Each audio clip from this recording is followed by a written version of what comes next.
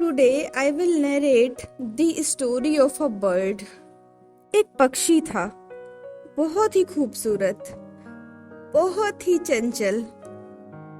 उसकी आजादी और उसकी मौज देखने लायक थी। हमेशा ही प्रसन्न रहता था, एकदम आनंद से भरा हुआ। अब उस पक्षी के पास सोने का पिंजरा नहीं था, चांदी का पिंजरा नहीं था, हीरे जवाहरात नहीं थे, फिर भी बहुत खुश रहता था। पता नहीं ऐसा क्या था उस पक्षी के पास, लेकिन वो हमेशा ही खुश रहता था, बहुत खुश, बिल्कुल आनंद से परिपूर्ण। उसने एक छोटा सा घोंसला भी बनाया हुआ था। अब ये घोंसला क्यों बनाया हुआ था उसने? वो बहुत ऊंचे उड़ना चाहता था, तो जब वो उड़ता था तो वो थक जाता था। अब उसके बाद उसे एक जगह की जरूरत होती थी जहां वो आराम कर सके और दूसरे दिन और ऊंचे उड़ सके। इसीलिए उसने घोंसला बनाया था, ताकि वहां पर वो आराम कर सके और आराम करने के बाद और ऊंचे उड़ सके। उसका घोंसला बहुत ही सुंदर था, बिल्कुल उस पक्षी की तरह। वो अपने लिए हर रोज खाना तलाशता था और हर रोज खाना खाता था, लेकिन उसका खाना, उसका घोंसला, वो सब सिर्फ इसीलिए था ताकि वो आसमान में ऊंचे से ऊंचे उड़ सके। वो खाना खाता था ताकि उसे ताकत मिले और वो और ऊंचे उड़ सके। उसने घोंसला बनाया था ताकि वो उस घोंसले में आराम कर सके और आराम करने के बाद अपनी एनर्जी को रीस्टोर करके वो और ऊंचे उड़ सके। हमेशा ही बहुत खुश रहता था वो पक्षी।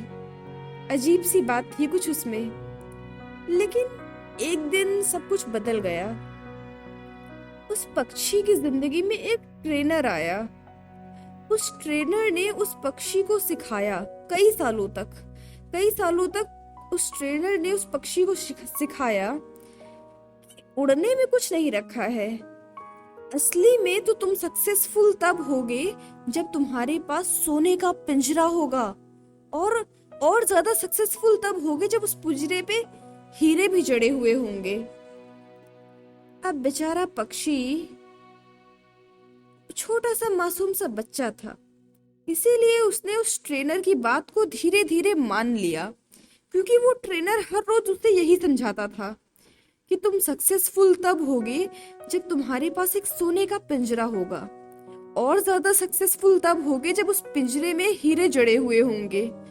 अब हर रोज इस बात को सुन सुनकर उस बेचारे पक्षी के दिमाग ने इस बात को स्वीकार कर लिया।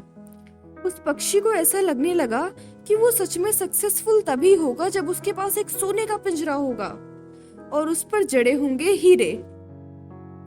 तो उस पक्षी ने उस ट्रेनर से पूछा कि क्या तरीका है जिससे मेरे पास एक सोने का पिंजरा होगा। उस ट्रेनर ने कहा कि तुम उड़ना छोड़ दो, उड़ने से कुछ नहीं होगा, उड़ने से तुम्हें सोने का पिंजरा नहीं मिलेगा। तुम बस एक काम करो कि तुम बस हर रोज ज्यादा से ज्यादा खाना इकट्ठा करो और उस खाने को बेचकर तुम्हारे पास सोने का पिंजरा आ जाएगा। उस पक्षी ने उड़ना छोड़ दिया और बस उस सोने के पिंजरे के बारे में सोचने लगा। दिन रात वो हर वो काम करता था जिससे उसे सोने का पिंजरा मिल जाए। लेकिन अब उस पक्षी में वो खूबसूरती नहीं थी। अब उस पक्षी के पास अपनी आजादी नहीं थी। वो उड़ता नहीं था, क्योंकि वो दिन रात बिजी रहता था उस सोने के पिंजरे के बारे में सोचने में।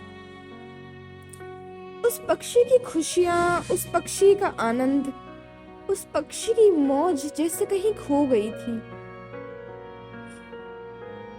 उस पक्षी ने अपनी आजादी को, अपनी उड़ान को बेच दिया था एक सोने के पिंजरे के लिए। अब वो पक्षी उदास रहने लगा। वो उड़ता नहीं था, बस सोने के पिंजरे के बारे में सोचता था।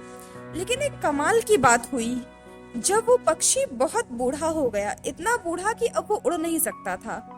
जब वो पक्षी जवान था तो उसने अपनी पूरी जवानी सोने के पिंजरे को पाने में बिता दी।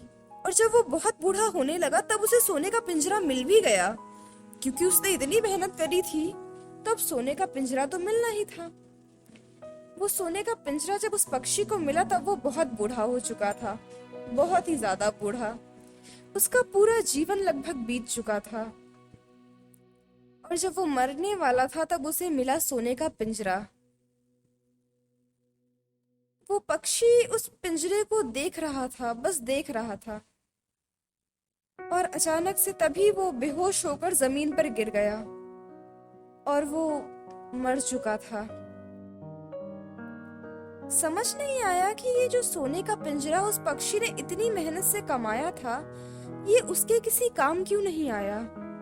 उसने अपनी पूरी जिंदगी लगा दी इस सोने के पिंजरे को कमाने में, लेकिन अंत में जब वो मर गया तब ये सोने का पिंजरा उसके किसी काम नहीं आया। उसे बस एक छोटी सी जमीन के जगह पर दफना दिया गया और वो सोने का पिंजरा बस वैसे ही रखा रह गया। क्या होता अगर ये ट्रेनर उस पक्षी की जिंदगी में ना आया होता, तो कैसे ये पक्षी अपनी पूरी जिंदगी जीता? जवाब आप दीजिए।